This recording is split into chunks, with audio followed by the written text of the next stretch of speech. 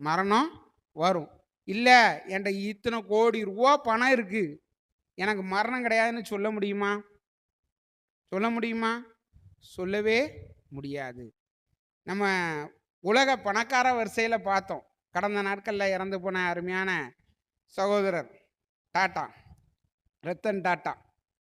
எத்தனையோ ஆயிரம் ஆயிரக்கணக்கான கோடி இருக்கு. மருத்துவமனையில் இருக்கும்போது சொல்லுதாரு, நான் எப்படி இருக்கேன்? நலமா இருக்கேன், எனக்கு ஒன்றும் இல்லை.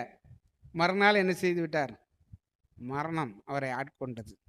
அவ்வளோ கோடி பணம் இருந்தும் அவருக்கு என்ன செய்ய முடியலை? ஜீவனை கொடுக்க முடியலை. கிறிஸ்துக்குள் அருமையானவர்களே, நமக்கு கொடுக்கப்பட்ட பணியில் நம்ம எப்படி இருக்கிறோம்? உண்மையாக இருக்கிறோமா? உண்மையாக இருக்கணும்.